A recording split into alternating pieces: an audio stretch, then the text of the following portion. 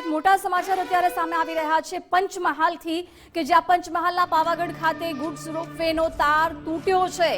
માલ સામાન લઈને જનારી ગુડ્સ રોપવેનો તાર તૂટતા 6 લોકોના મોત થયા છે। મૃતકોમાં 2 લિફ્ટ ઓપરેટર પણ હતા, 2 શ્રમિકો અને અન્ય 2 વ્યક્તિઓ પણ હતા। 6 લોકોના કુલ મોત થયા છે। પાવાગઢના માચીથી નિજ મંદિર સુધી બાંધકામ માટે આ સામગ્રી લઈ જવામાં આવતી હતી। સામગ્રીને ઉપર પહોંચાડવા માટે રોપવેનો ઉપયોગ કરવામાં આવતો હતો। પોલીસ અને ફાયર વિભાગની ટીમ અત્યારે ઘટના સ્થળ પર પહોંચી છે। ગુડ્સ રોપવેનો તાર તૂટ્યો છે અને 6 લોકોના મોતના સમાચાર છે, જેમાં 2 લિફ્ટ ઓપરેટર છે, 2 શ્રમિકો છે અને અન્ય 2 વ્યક્તિઓના પણ મોત થયા છે। પાવાગઢના માચીથી નિજ મંદિર સુધી બાંધકામ માટે આ રોપવે થકી સામગ્રી પહોંચાડવામાં આવી રહી હતી। રોપવેનો તાર તૂટ્યો છે। પોલીસ અને ફાયર વિભાગની ટીમ અત્યારે ઘટના સ્થળ પર પહોંચી છે। નિજ મંદિર સુધી બાંધકામ માટે આ સામગ્રી પહોંચાડવામાં આવી રહી હતી। ત્યારે મેં આવીને અમને ખબર પડી છે કે આ જે મટીરિયલ લઈ જતો રોપવે છે તૂટેલો છે।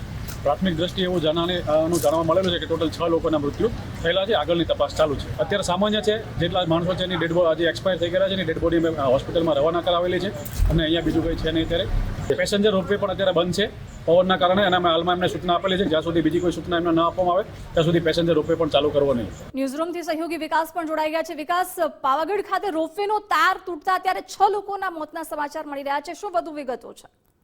બિલકુલ જિજ્ઞાસા, ગિરનારનો આ જે રોપવે છે તે તૂટતા અહીંયા ખૂબ જ મોટી જાનહાની થઈ છે। એક સાથે 6 લોકોના મોત થયા છે। પ્રાથમિક વિગતો મળી છે કે 6 લોકોના મોત થયા। જો કે સારી બાબત એ છે કે આજે વહેલી સવારે અહીંયા ગિરનાર જે રોપવે છે પેસેન્જર માટે બંધ એટલા માટે કરવામાં આવ્યો હતો કારણ કે અહીંયા વિઝિબિલિટી ખૂબ જ ડાઉન થઈ ગઈ હતી અને સાથે સાથે હવામાન પણ ખૂબ જ બગડી ગયું હતું, જેના કારણે રોપવે સેવા બંધ થઈ ગઈ હતી। જો કે જે માલવાહક રોપવે સેવા છે એ ચાલુ રહી। જો કે એની સામેનું કારણ હવે કોઈ ટેકનિકલ ખામી આવી છે કે પછી પવન એટલો બધો હતો કે પછી બીજી કોઈ આમાં ખામી છે, ક્ષતિ છે, એ તો તપાસ બાદ બહાર આવશે, પરંતુ ક્યાંક બેદરકારી રહી છે એ ચોક્કસ બાબત છે કે જો અહીંયા હવામાન વાતાવરણ ખરાબ હતું તો પછી કેમ એનો ઉપયોગ કરવામાં આવ્યો, કેમ વાતાવરણ અહીંયા સરખું થઈ જાય, શાંત થઈ જાય, એની રાહ જોવામાં ના આવી, એ તો તપાસ બાદ બહાર આવશે। પરંતુ અત્યારે પ્રાથમિકતા એ છે કે જે લોકો જો ઘાયલ થયા છે તો એમને તુરંત સારવાર આપવામાં આવે, બને એટલો પ્રયત્ન કરવામાં આવે એમને બચાવવા માટે।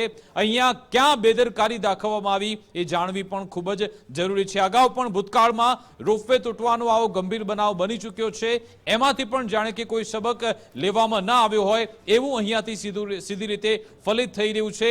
રોપવે જેનું સમયાંતરે મેન્ટેનન્સ પણ થતું હોય છે, એનો આખો એક જે કોન્ટ્રાક્ટ છે જે તે એજન્સીને આપવામાં આવતો હોય છે, એનું કામ હોય છે કે એની આ તમામ જે ટેકનિકાલિટી છે એમાં જે ક્ષતિ હોય છે તેને સુધારવાનું કામ કરે।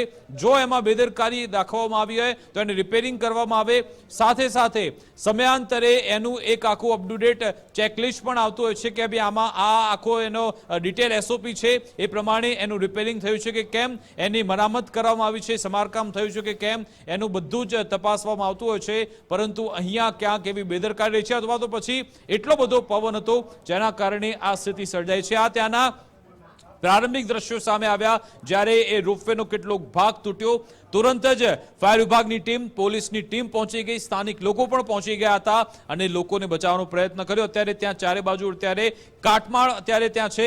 આ એ જે રોપવે લાઈન છે માલવાહક એ અચાનક તૂટી પડી હતી અને એમાં 6 લોકોના મોતના સમાચાર તમે જો આ વિડીયો સામે આવ્યો ત્યારે પણ વિઝિબિલિટી ખૂબ જ ડાઉન અહીંયા છે। એનો મતલબ કે આવા વાતાવરણમાં આવી રોપવે સેવા ચાલુ ન રાખવી જોઈએ, છતાં પણ આ રોપવે સેવા ચાલુ રાખી અને 6 નિર્દોષ લોકોનો ભોગ આમાં લેવામાં આવ્યો છે। અને જ્યારે આ રીતની પ્રેક્ટિસ કરવામાં આવતી હોય, એક જગ્યાએથી બીજી જગ્યાએ માલ સામાન મોકલવામાં આવતો હોય તો સેફટીના સાધનો, સેફટી ગેર આમાં ખૂબ જ ધ્યાનમાં રાખવામાં આવતો હોય છે કે એ શ્રમિકો પાસે સેફટી છે કે નહીં, એ લોકોને જરૂરી હેલ્મેટ્સ આપવાના હોય છે, એમને એ સેફટીના જે ઇક્વિપમેન્ટ છે આપવાનો હોય છે, શું અહીંયા આપવામાં આવ્યા હતા કે કેમ, એ પણ અહીંયા મોટો સવાલ છે। પરંતુ આ દ્રશ્યો ખૂબ જ વિચલિત કરનારા છે। અત્યારે કડવી વાસ્તવિકતા એ છે કે એ 6 શ્રમિકો આપણી વચ્ચે અત્યારે રહ્યા નથી, એનું એક કારણ એ છે કે અહીંયા ક્યાંક કદાચ બેદરકારી દાખવવામાં આવી હશે। હવે એ આખો તપાસનો વિષય છે, પરંતુ અત્યારના સમાચાર એ કે પાવાગઢમાં આ જે માલવાહક રોપવે છે જે અચાનક તૂટી ગઈ અને પછી 6 લોકોના મોત થયા છે.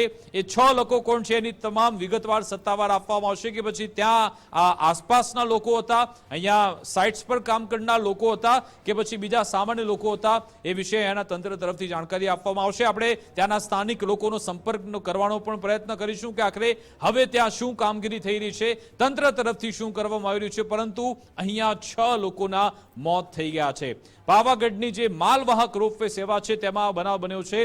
પ્રાથમિક દ્રષ્ટિએ જ્યારે પહેલા ન્યૂઝ આવ્યા હતા ત્યારે લાગતું હતું કે આમાં અત્યાર સુધી કોઈ જાનહાનિના સમાચાર નથી, પરંતુ જેમ જેમ પોલીસની ટીમ એ વિસ્તારમાં પહોંચી ત્યારબાદ મૃતદેહ મળવાના શરૂ થયા અને આંકડો 6 સુધી અત્યારે પહોંચ્યો છે. આશા રાખીએ કે આંકડો ત્યાં 6 સુધી જ અટકેલો રહે, આગળ ન વધે. બીજા જે અહીંયાના ઘાયલો છે એમને તુરંત ત્વરિત સારવાર મળી જાય અને એ લોકો સ્વસ્થ થઈ જાય એ પણ જરૂરી છે.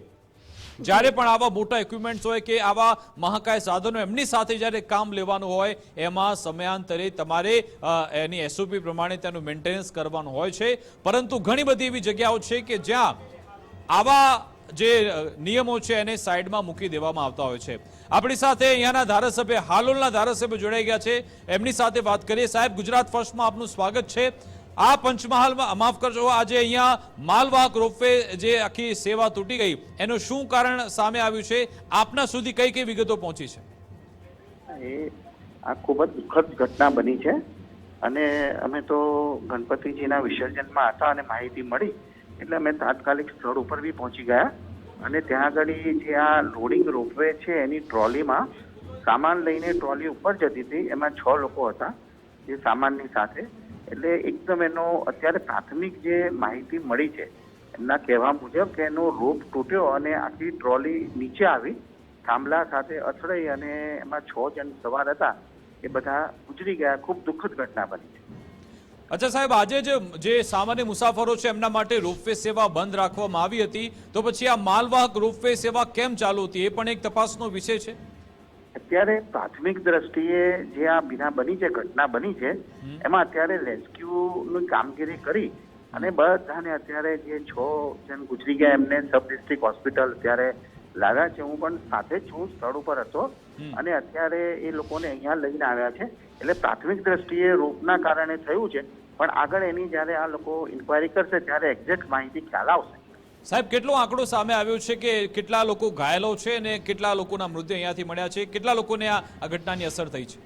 6 જણ ગુજરી ગયા છે, ઘાયલની કોઈ આંકડો નથી. 6 જણ હતા એ 6 જણ ગુજરી ગયા છે. બિલકુલ. આપ ત્યાં ઘટના સ્થળે પહોંચ્યા છો, આપે શું આદેશ આપ્યા અને આપે પોતે ત્યાં અત્યારે શું નિરીક્ષણ કર્યું છે? આખું જિલ્લાનું વહીવટી તંત્ર, તાલુકાનું વહીવટી તંત્ર બધું જ કામે લાગ્યું છે અને એમાં અત્યારે બધાને લઈને સબ ડિસ્ટ્રિક્ટ હોસ્પિટલ આવ્યા છે. હું બી ત્યાં છું. જિલ્લાનું આખું વહીવટી તંત્ર પણ અહીંયા છે, તાલુકાનું વહીવટી તંત્ર અહીંયા છે અને રેસ્ક્યુની કામગીરી ને આ કામગીરી અત્યારે ચાલી રહી છે.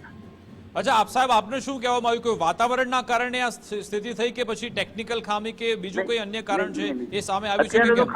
અત્યારે તો ખાલી એક જ વાત હતી કે રોપવેનો જે રોપ તૂટ્યો ને એના લીધે આ બન્યું. હવે આગળ શું તપાસ થાય ને એમાં ખ્યાલ આવે, અત્યારે કોઈ એક્ઝેક્ટ ખ્યાલ નહીં આવે.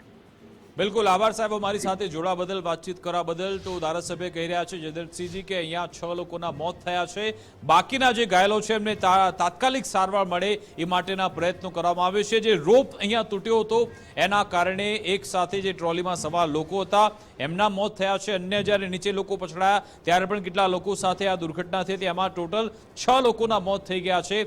બાકી એમને મેં પૂછ્યું ખરા કે કેટલા લોકો ઘાયલ છે, હોસ્પિટલમાં કેટલા લોકો છે, એ બાબતે એમણે કહ્યું છે કે આ બાબતે હજુ સુધી કોઈ આંકડો આપી શકું એમ નથી. આવી સ્થિતિ અહીંયા છે. પંચમહાલના પાવાગઢ ખાતે આ માલવાહક જે અહીંયા રોપવે છે, ગુડ્સ રોપવે, એ અચાનક એનો રોપ તૂટી ગયો અને પછી આખો આ બનાવ બન્યો છે. હવે તપાસના આદેશ આપવામાં આવશે, પરંતુ જે પ્રાથમિકતા એ છે કે જે લોકો બચેલા છે એમને તુરંત સારવાર મળે, જલ્દીથી સ્વસ્થ થઈ જાય એ જરૂરી છે અને ફરી આવી ઘટના ન બને એનું પણ ધ્યાન રાખવું જરૂરી છે. જિજ્ઞાસા. જી વિકાસ, આભાર જાણકારી માટે.